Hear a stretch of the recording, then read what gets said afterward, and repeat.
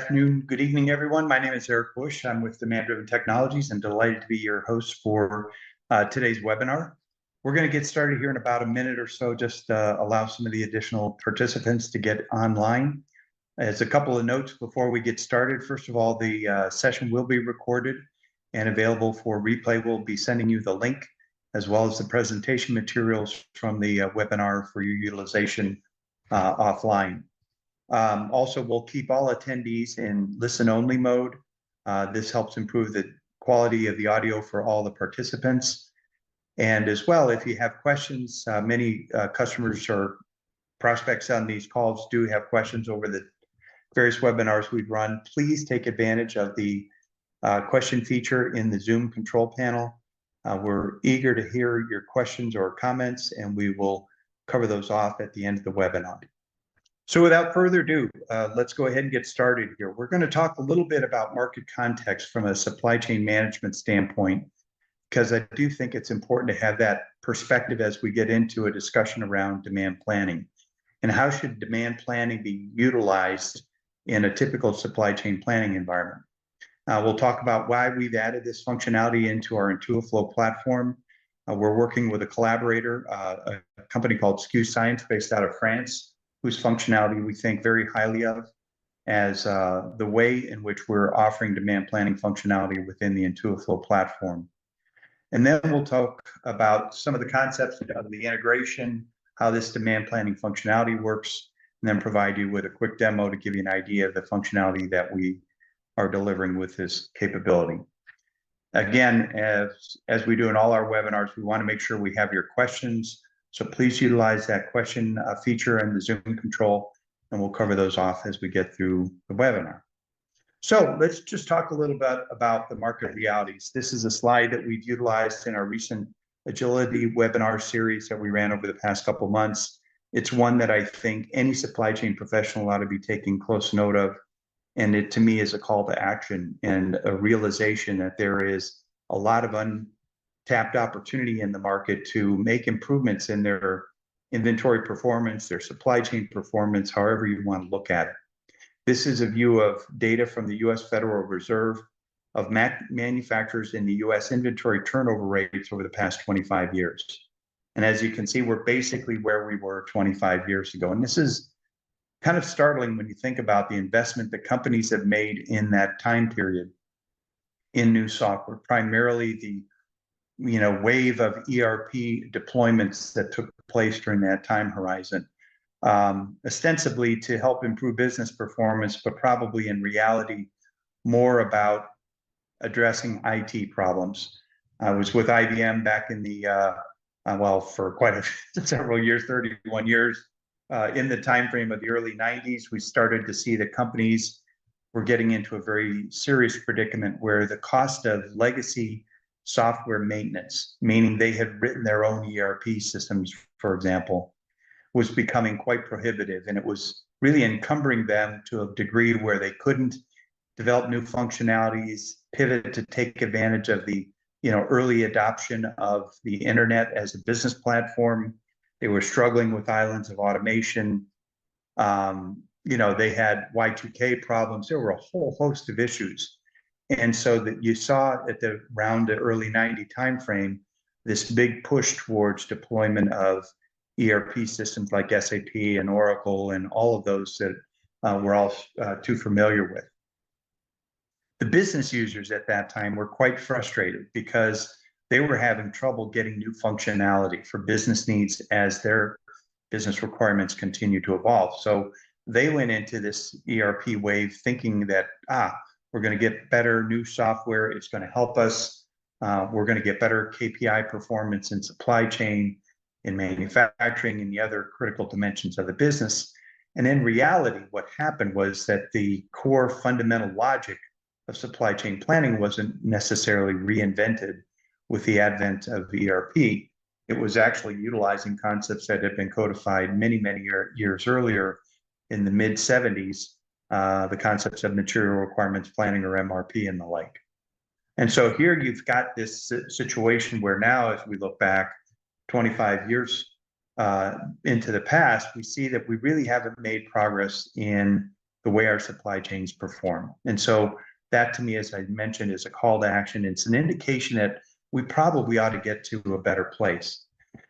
We also know of these VUCA conditions: volatile, uncertain, complex, and ambiguous.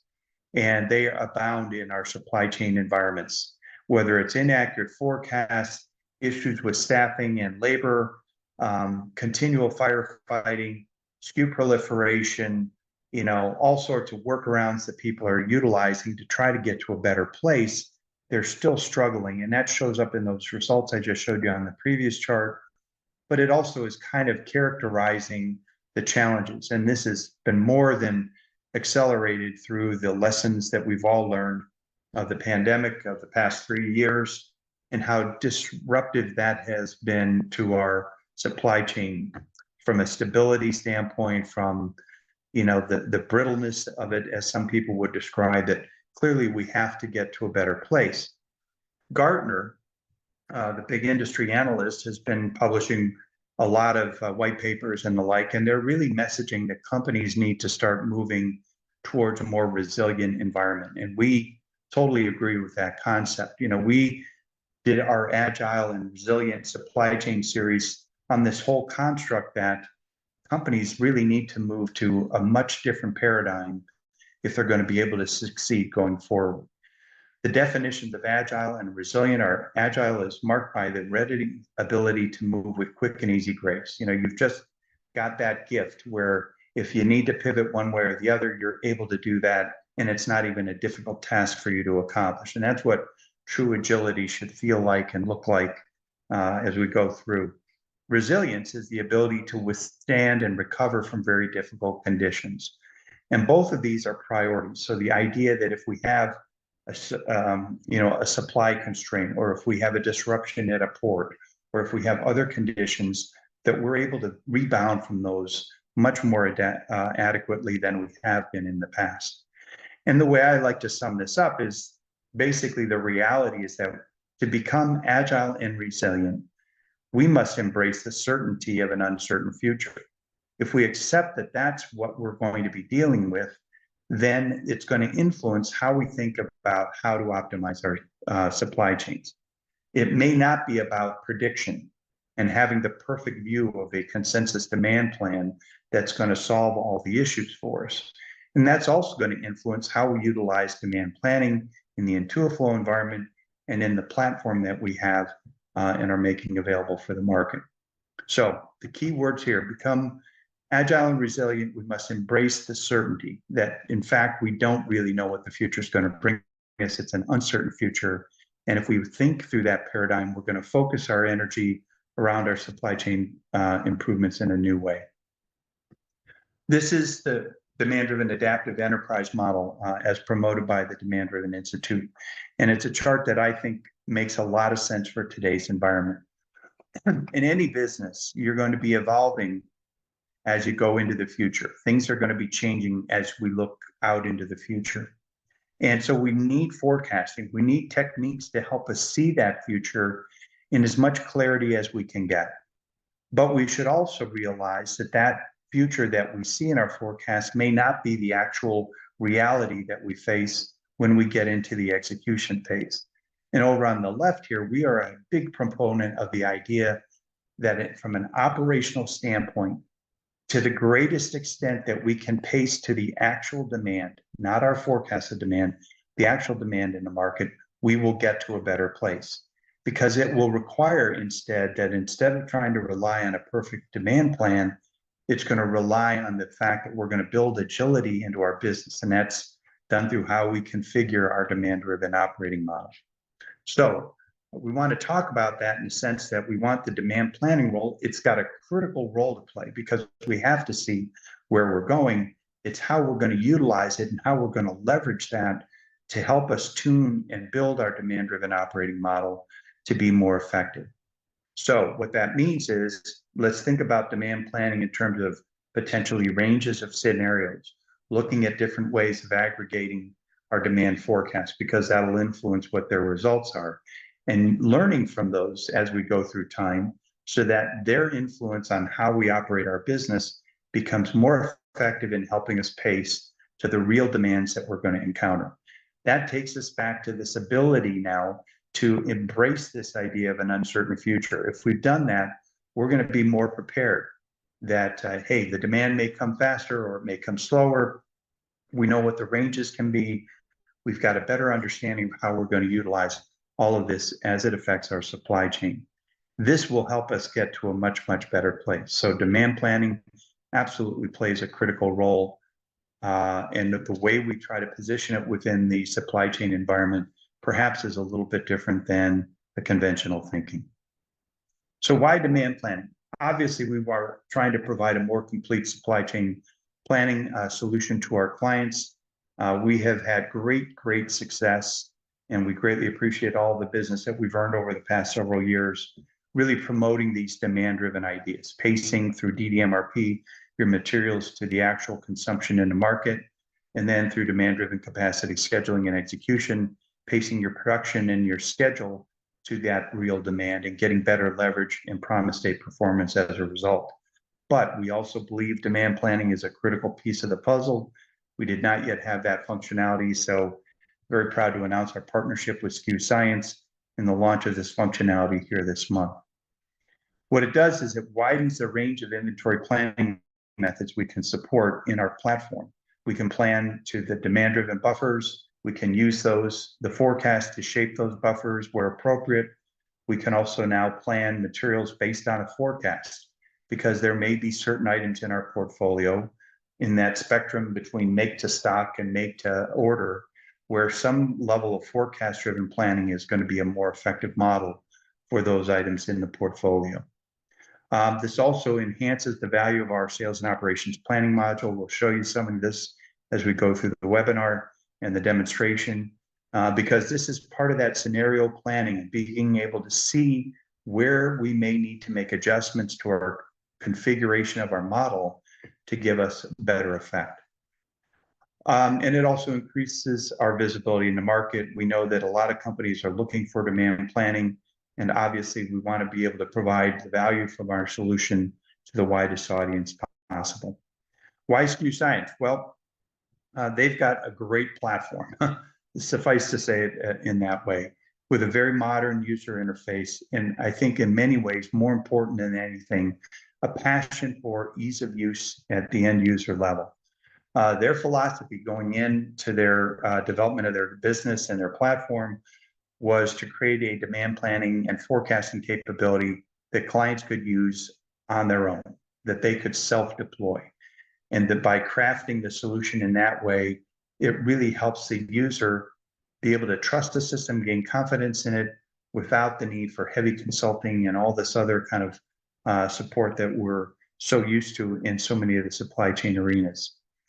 They've got a very talented founders, and the team have been great to work with. And obviously, by having this in our platform now, fully embedded, we're excited about the prospects it provides to our clients that are using Intuiflow and those that may become interested in us as we go forward. So let's just talk about a little bit of the landscape. How do these systems work together? Part of it is a bidirectional data interface of sending our item details from the Intuiflow side of the platform over into the demand planning module and back again. This can be automated. There are a couple new item level details that we include, for example, down below here. You see, not all items may be included in the demand planning functionality. For example, a lot of people will plan their end items or any item that has a sales activity to it, but the component demand would be generated through exploding down through the bills of material to those subordinate items. We've also added average selling price to the platform now. This allows us to ensure that we are providing a ability to generate sales forecasts, profit forecasts, things of that nature to give us more effect going forward and really complement kind of the financial aspects of the supply chain planning solution that we're providing. Some of the key features that are embraced in the platform, first of all, is that we're generating a statistical forecast based on, we recommend, at least 2 years of demand history. Demand history of 2 years gives us much higher confidence and credibility in any seasonality patterns that we may want to be recognizing in this way the statistical and AI ML based forecasting engine is working. So we want to get that much. We can take more, but clearly we look to try to get 2 years of demand history in, and we can get into a lot of the depth of demand planning philosophy and things like that, but that's been very well proven to be a very reliable kind of starting point, if you will, from the standpoint of your historical demand.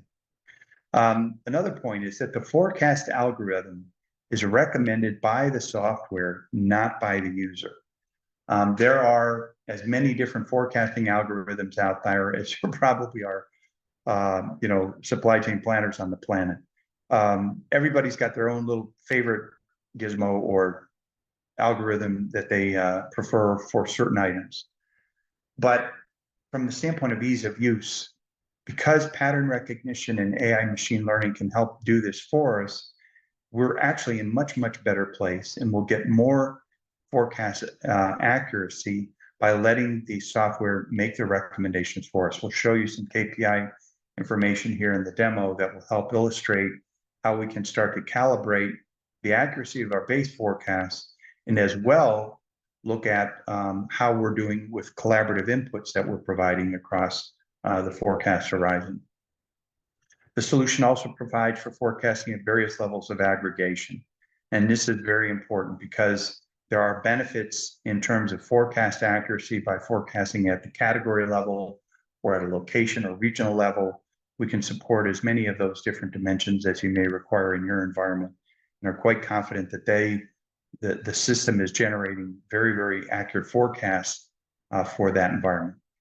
And then as well, you need the ability to have collaborative input and have visibility to that. Inevitably, there will be things like promotional events or other things that are going to influence our forecast, maybe even an external forecast from a customer that is going to be loaded as part of the process. Quite a bit of flexibility to support the typical collaborative activities that we have from a demand planning standpoint. Ease of use, can't say this enough, make it easy and something that people can just latch onto and have confidence in. The KPI views enable us to, assess forecast accuracy, a concept called forecast value add. Are you actually making your forecast better with your collaborative inputs or not? Oftentimes, people will put a lot of energy and effort into making adjustments to the forecast, and this would provide very clear and transparent visibility to the fact, are we getting better or not?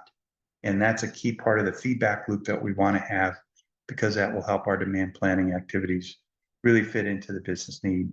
And then a lot of flexible reporting, which I think is going to continue to get expanded and enhanced as we go forward. So with that, let's switch over to the demo. Hang on a second, I'll get out of this. And we'll go across. And again, if you have questions, please use the question and answer feature on the software, on the Zoom software, because that will help us give a chance to answer any of those questions you may have. We're going to go over to the demand planning module. Now, there's built-in integration functionality, so you can set up the time of day at which you want to forecast or the data sent across. There's, as you'll see in the demo here, we'll talk about the return leg of bringing the demand planning functionality back. All of this runs within our secured perimeter from a data security standpoint.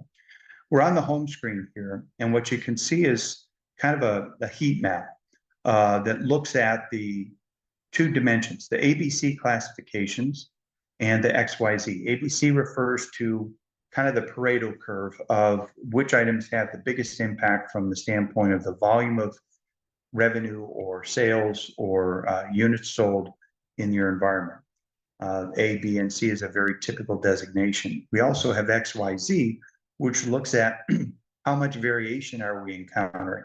Because obviously the more variation we see in the demand patterns of items, the more we need to be focused on that, because items with high variation are going to have more challenges in terms of forecast accuracy than those with lower variation. That's very logical, makes all the sense in the world. So you've got the ability to kind of understand where your items fall within that spectrum.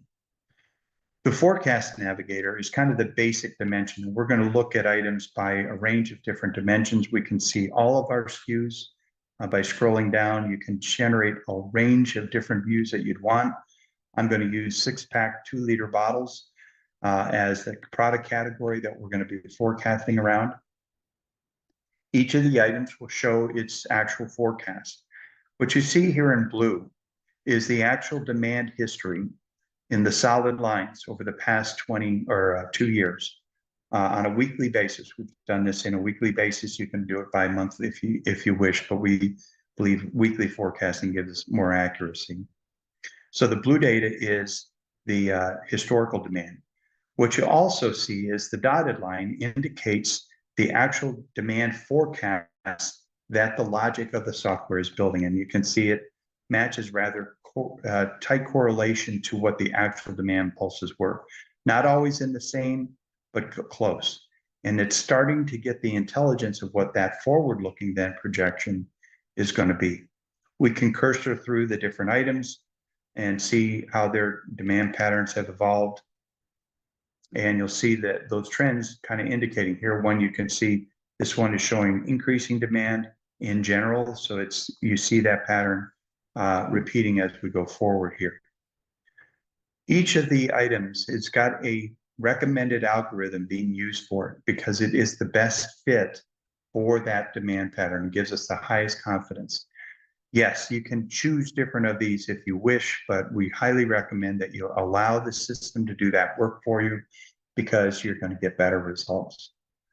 When you do this, you have the ability to bring in collaborative input. So let's say we know that in week 43 of the year, we're going to have a big impact. So we're going to see 100,000 unit spike in demand on this item in that week. And it's shooting up the week 43 forecast substantially here by 100,000 units. Now, typically, you're not going to do this at the item level. I'm doing this to just illustrate kind of the concept here. But when we go to then the forecast edition, which is the category level forecast, what we're going to see is that there's been a collaborative input provided against that SKU.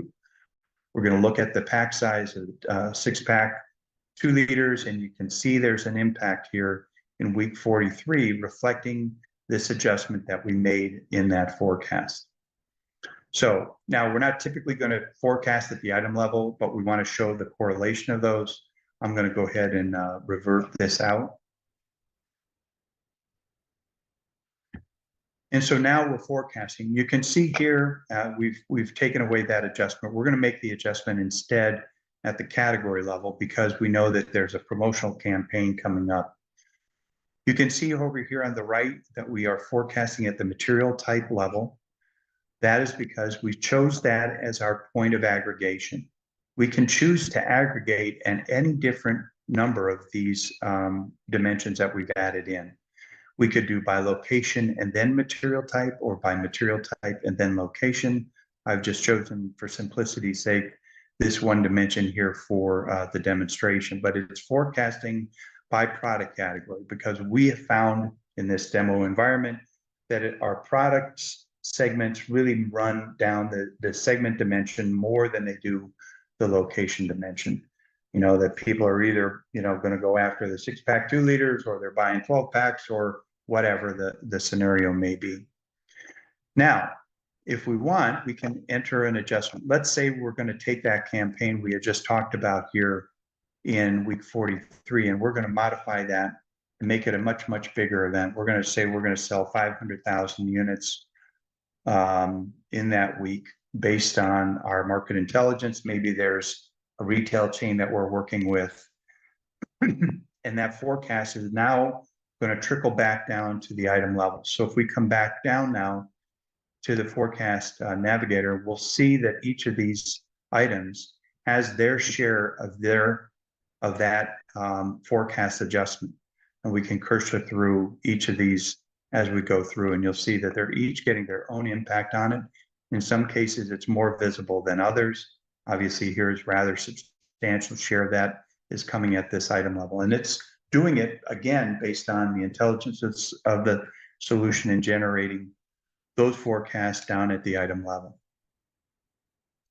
Now, this is important because we started the presentation talking about agility and resilience, and the idea that we're trying to configure how we operate our supply chain to be able to absorb these variations. So when we get this kind of an input of a 500,000 unit promotional event, what we should care about isn't so much that every item is going to be changing that much.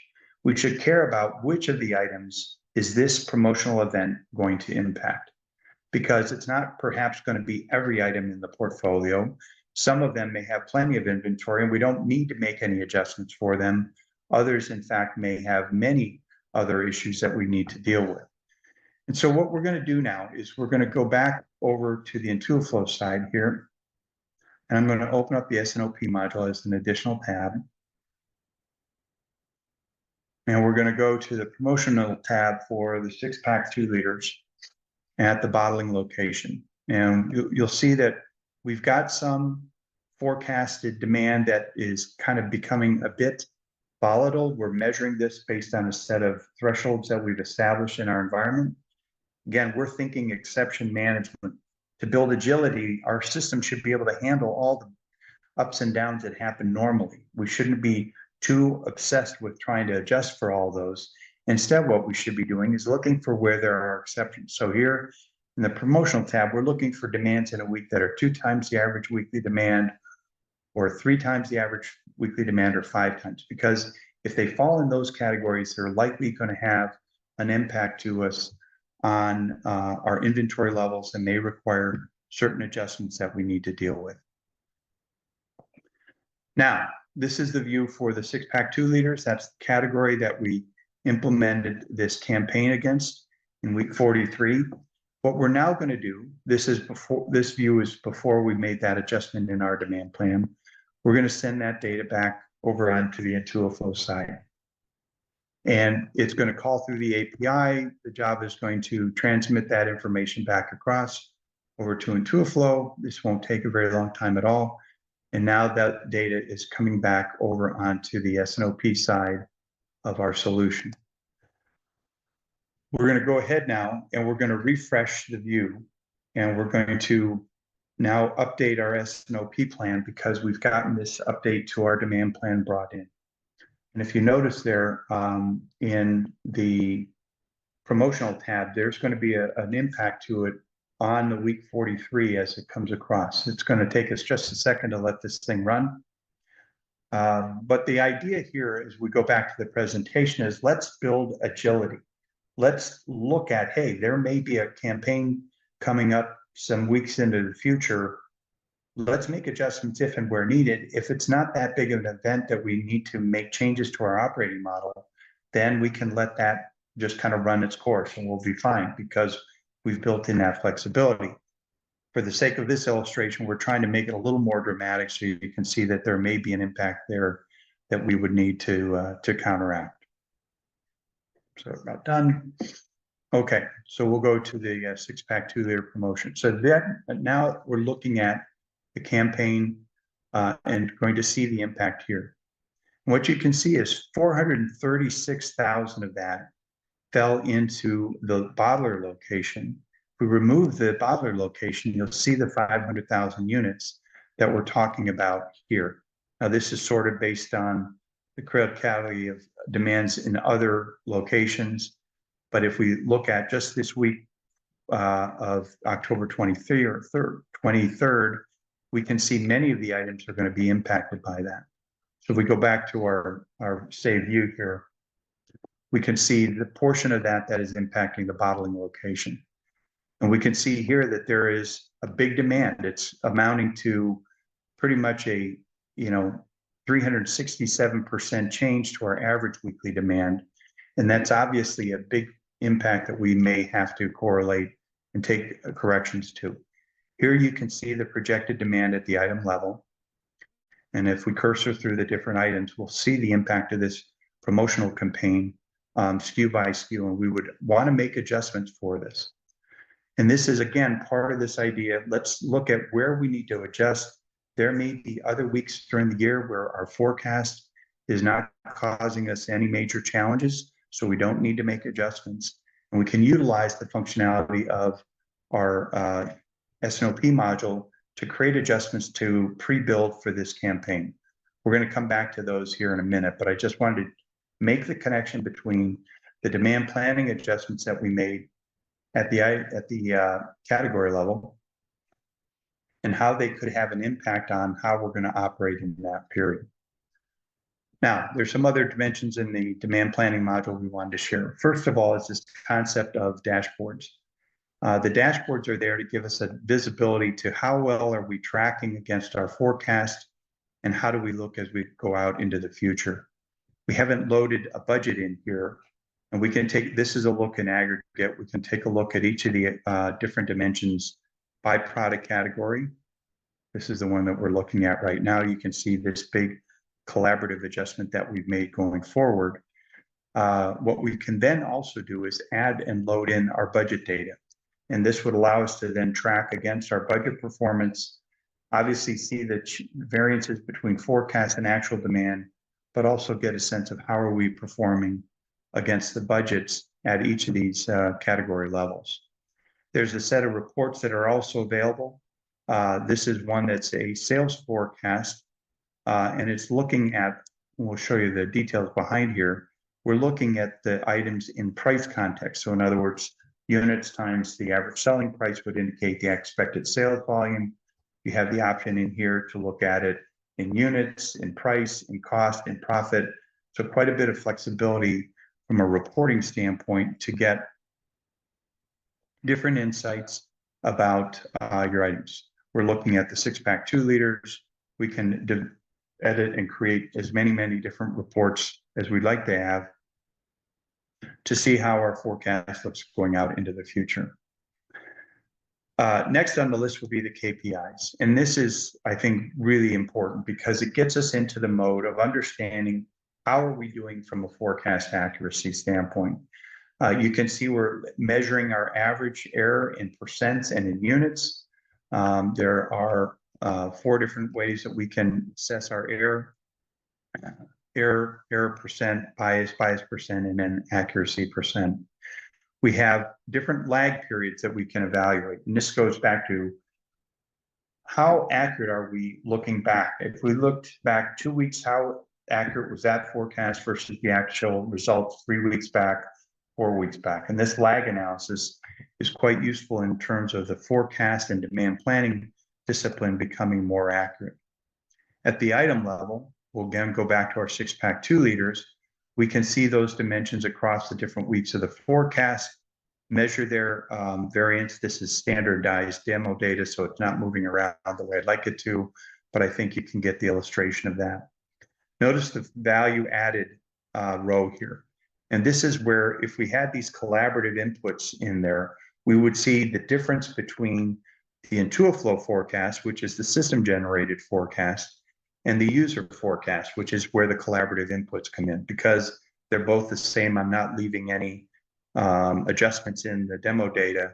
You don't get to see the forecast value add. But this is, to me, a very critical part of the solution. It's helping us gauge how accurate is our forecasting. And while we are advocates of putting the right level of effort into getting good forecasts, we also believe that there's a diminishing law of return here, that you can actually become too focused on trying to make this perfect and become counterproductive. And I'll go back to my IBM days and profess I was one of these who was always trying to get those outlooks to be perfect.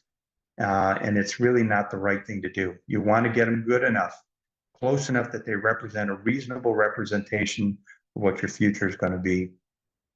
Use that to test the flexibility and the agility and the resilience of your operating model through the S&OP module that we were just showing you a second ago, and then make adjustments where appropriate, but not pervasively.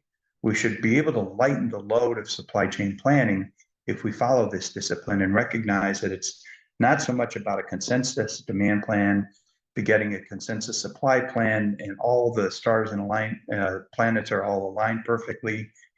Let's focus instead on using our demand planning to help influence testing the flexibility of our operating model, because that will lead us towards more agility and resilience, which I think no one would argue isn't a top priority here. So KPIs, very, very critical. You can look at it around all the different dimensions that you want to look at. I'm doing it by pack size because that's how we set up the demonstration.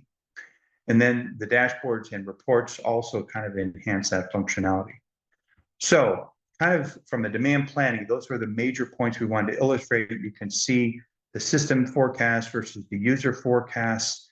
You can actually load external forecasts in, and you would see them fall into that collaboration line in the navigator, where when we're looking at the various items, you would see what the forecast adjustments would be. You have the ability in Intuiflow now to make adjustments to your demand history, to trim outliers. You also have facilities within the platform to do that as well. One of the other things that's key to it is this concept of collaboration. And let's say that there's a certain items in our portfolio that we want to delegate collaboration to. We can give that collaboration out to members of our team. And this would give Bernard Million the ability to forecast those items within the portfolio. We can also do this up here in our sharing rules. And here we can kind of more administer this that, okay, Bernard, we're going to give you the ability to, forecast all of the items in the material type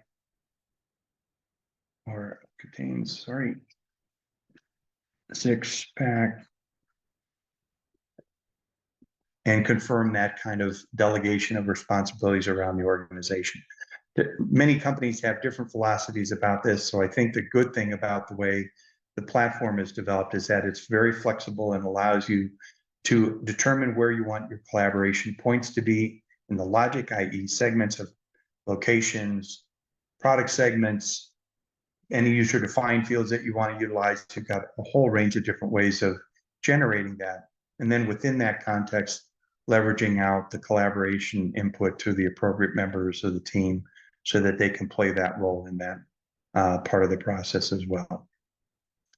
So to kind of finish up here, just one last thing. Once we bring these adjustments back, we can then come in and make use of the idea of creating intelligent adjustments within the platform. And what will happen now is that the system will go through and regenerate its forecast, or the forecasted scenario, if you will, to try to correlate to that substantial promotional event that we had of the 500,000 units for the 6-pack 2 liters. Some of the items will need adjustments, others may not, because if they have more than enough inventory to cover that or share their share of that event, then obviously we don't need to pre-build.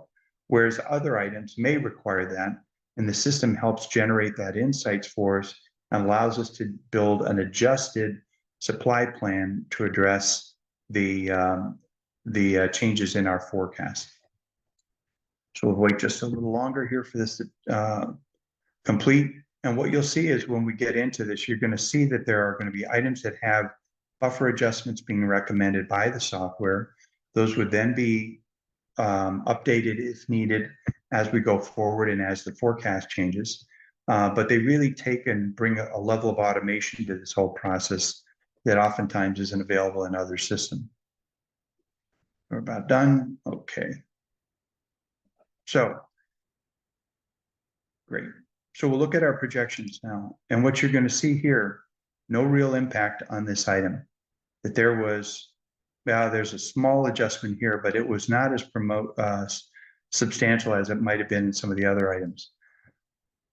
Here we're going to see a projection, and this one did have a bigger impact. And you can see that the buffer size is being updated now, and it's correcting for the inventory level, which is under pressure here. Got to move that cursor there, but you can see in the left side of the chart that the yellow zone size has increased. And this helps us bring that pre-build into effect, allows us to make sure that that item has been addressed. There are some other spikes coming down the road in the periods of demand as we would have seen in some of the other items. So we're able to connect the dots, make the adjustment on our demand plan in the demand planning module, see the correlated impact as to where it impacts our stock positions, where we may need to make some corrective adjustments, knowing that there will be many items that may not require adjustments. really allowing us to make our S&OP process a bit lighter to play through and more responsive to the actual goals that we should have in mind of creating more agility and resilience into our platform. So with that, I'm going to stop. I'm going to jump over here just to the final couple slides that we had in the deck. What we think we're creating here is something that's more intuitive, easy to use, provides the demand planning functionality that we're looking for, enables through those KPIs the ability to help you improve your forecast accuracy. And again, with the coaching being, let's try to keep that in balance so that we're not obsessing with getting to that level. We're able now to utilize forecast-based planning in the software for specific items where appropriate, but also we believe it will help us tune the buffering and the DDMRP dimensions of our platform to really address those forecasted requirements, very much in line with the concept of what a demand-driven adaptive enterprise should be doing. So with that, I'm going to stop and see if we have any questions to address. We do. Okay. Thank you, Erik. The first one we have is, are there any other modules from Intuiflow required to use demand planning? Yeah, that's a good question. So from the standpoint of the software, we provide this with the material planning solution because they kind of go hand in hand. So we are, for a customer that wants to license the demand planning, we would bundle in the material planning functionality with that and offer that as a solution in that right. Because a lot of the master data that's coming into the demand planning functionality is really housed in the material planning side of it, your part dimensions, your part attributes, your demand history, those aspects, and they kind of round out the solution from that standpoint. Okay, another one coming in. Can it apply an automatic planned adjustment in the buffers when the software projects a stock out because of a promotion? Absolutely. That's kind of the illustration that we just went through, that we made a big promotional campaign, as you saw in the forecast edition here, the aggregation level forecast on the 6-pack 2 liters. We carried that over to the S&OP module, allowed it to generate the initial view, where we saw some significant inventory exposures in those buffer trend graphs. And then we had the ability to generate the intelligent adjustments to counteract that promotional event. Some of those products didn't need as much adjustment as others. So the great news was that the system was doing that work for us. Okay, thank you, Erik. We got questions flooding in. Can we run demand planning and use the output directly into an FDU value? Yeah, absolutely. So yes, there's a setting in our software that you're able to generate your buffer zone values based on what's called forecasted daily usage. And so yes, when the forecast comes back from the demand planning into the Intuiflow side, it is generating those FDU values for the items. And that also includes exploding that forecasted demand down to the child components so that the child components have their own forecast, if you will. Okay, another one for you, Erik. Can it adjust the forecast using external factors automatically if my forecast depends of it? Exchange rate, international prices, etc. Yes, there's a lot of et ceteras in there. So I want to be careful with each one. We probably want to talk through it specifically with whoever asked that question. But yes, you can bring in an external forecast. Oftentimes that's going to be at a customer level. For example, we will be getting to the point where we can have different demand history based on customer. For example, let's say I'm a company and I'm selling through big box retailers as well as on Amazon, et cetera. You would have views of what your customer demand is by segment and be able to import those in as collaborative inputs based on that segment. Or you can bring it in, if you are, an example would be automotive industry, where you're getting a rolling forecast of requirements from the tier above you, the OEMs as an example. You could use that as an external forecast, and that could be evaluated against the system generated forecast that the demand planning module is creating. Okay, thank you, Eric. Another one for you. My team is new to concepts of forecasting and demand planning. What kind of training is needed to get started, or do you provide it? Great question. Yes, there is functionality in the solution here that allows us to give you the help you need. If you go over here, you'll see a question mark here. Let me do this. I think it'll pop up. And you can see tours of the different features within the software. So you can walk through each step of the process, and it will illustrate what you're learning and give you coaching on that. So as you're becoming more familiar with the software, I need to move my Zoom thing. Hang on. It will walk you through a tutorial, allows you to learn the concepts of how the software works. Demand planning is a bit of a discipline, and there's quite a bit of literature out there. One of the collaborators with us through SKU Science is a gentleman named Nicholas Van de Putte, who has written now 3 books and has a very modern set of ideas around demand planning. So 2 answers to the question. There's a lot of native functionality already in the software. Again, going back to the point that their whole concept from the beginning was allow clients to be able to self-enable, right? Tutorials within the software, a lot of great online education within the platform that you can access. If you want to go beyond that, though, you can go to get external education. Nicholas's books are excellent. We've run his demand planning training with our staff as part of our launch of this product. The training was excellent. So there's multiple ways here that you can get spec'd up. Many people will find that they can get started very reliably on their own. Then obviously, as they want to start to make more, kind of power user understanding of the platform and the concepts, there's education available for that as well. All right, looks like we have one more. If we forecast at the regional warehouse level, can we expand and sum those forecasts down to the plant level?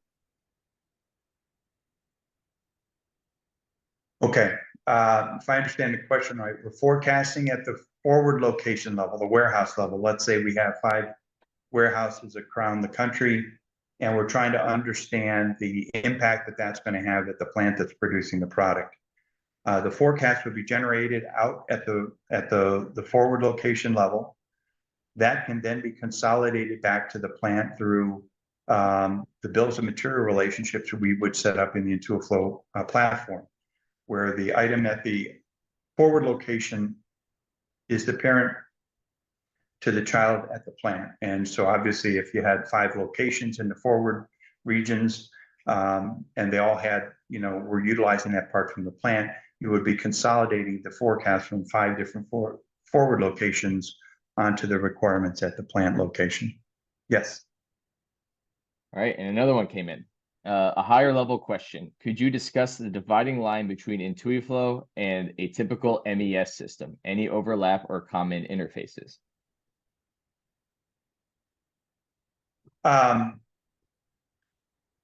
Say the question again. I think it's between an MES system, which is a little not in the demand planning space. So yes, that's what he said. I'll read it again. A higher level question. Could you discuss the dividing line between Intuiflow and a typical MES system? Any overlap or common interfaces? Yes. So Intuiflow, it has a functionality called scheduling and execution, which includes the ability to track and progress work orders on the shop floor the way a normal MES would. It's not as complete as a typical, bespoke MES solution would be. Oftentimes, when we've deployed our scheduling functionality within Intuiflow in a client that has a robust MES, they're going to be utilizing that MES and interfacing into data in Intuiflow back and forth as a way of kind of linking those 2 together. So there's sets of APIs that help coordinate that and integrate the data in an effective way.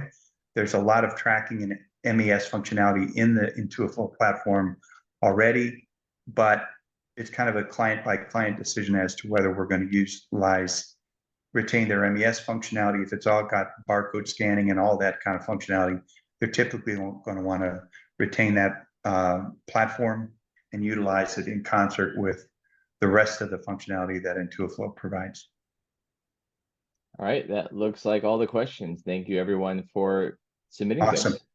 So thanks for all those questions. Very much appreciate your attention and listening in today. I think that there is a great synergy here from a demand planning standpoint. Again, we are focused on helping clients create agility, the demand-driven philosophies that we are very strong advocates of, get complemented when we bring in demand planning and utilize that as a vehicle to help stress test how we operate. The ability to generate adjustments in our forecast, see them and how they're going to project and impact our production requirements, our supply requirements, the inventory levels.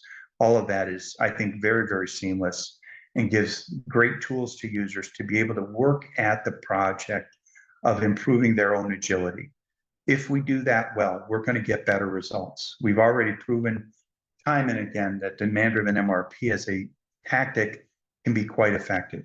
We've already proven that we can do better with scheduling. So if we're using our demand planning functionality now to not only give us a better view of the future, but also one that can help us stress test our operating model, now we've got the best of both worlds because we'll be more prepared for whatever eventualities may come our way.